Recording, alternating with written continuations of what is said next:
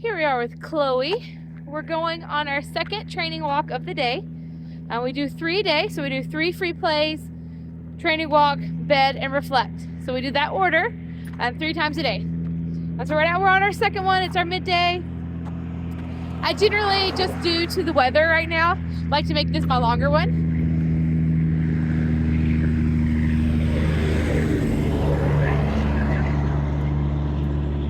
But as it gets hot in the summer, sometimes I make the morning one my longer one or whatever. You can switch it up. It's whatever works for your schedule. So right now we're working on this loose leash walk. I'm gonna do a roll back because she was just creating slight pressure. I want 0 pressure on this leash. None at all. So if I can even feel a tiny bit, I needed to use one of those tools. If you remember those tools, it was the flick, the zigzags, the direction change, the roll back, or the patient sit. There, I gave a flick. You can see we just have this nice loose leash. Flick anytime there's pressure. I need Chloe to learn how to, when she feels that tiniest little bit of pressure, to correct herself. She is not there yet, and that's totally fine. That's normal.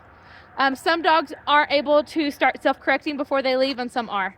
And that's why it's important for you to know what the tools are so that you can help them learn.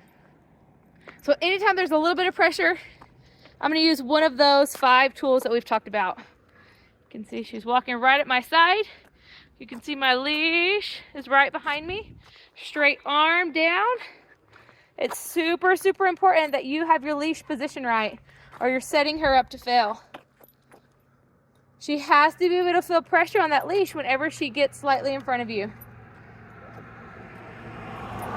so that she's learning to watch me out of the corner of her eye and just stay right here at my side. She's doing awesome. Let's throw in some zigzags. Get her thinking about me. So she's watching me. So she's going along and she's doing a really good job not creating pressure, but she's actually not paying attention to me right now. You can see how I'm having to kind of flick while I'm doing the zigzag. Let's flip on. We'll throw in a direction change. There's some dogs up there that are off leash.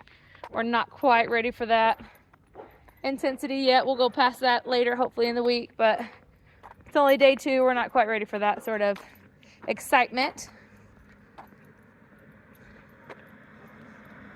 So my goal with all the kids are we start with a transitional leash over the nose, and we teach them what the five tools are, so that when they create pressure, we can correct them. And then my goal is with consistency and practice, then they will start to auto-correct themselves every time they feel pressure. And then their next step after that is they just learn how to walk beside me without pressure. When they get to that point, which usually takes weeks or months, depending on the dog, that's when I take the transitional leash off the nose and I just wear it around the neck. But the transitional leash is an all-in-one, so it's not like you have to take it off and set it down somewhere or you lose it.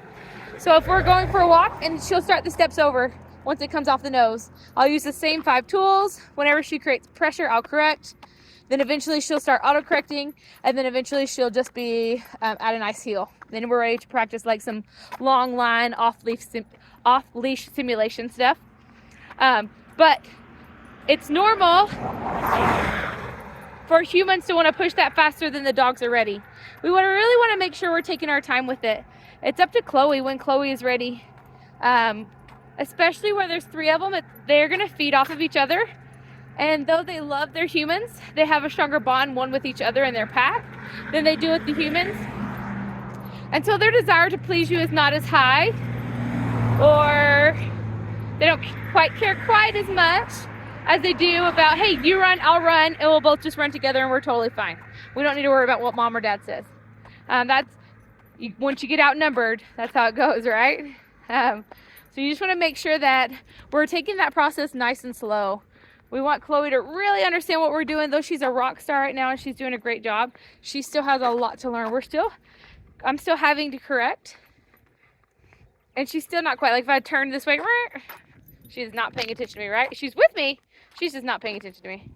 And that's okay, it's gonna take time. Here she's trying to cross over because I'm zigzagging, but I leave my hand right where it is and I say, no ma'am. I actually don't say anything, but my body language says, no ma'am. You just gotta learn to pay attention to me and zig when I zig and zag when I zag. There we go. We're just going to keep practicing our walk here.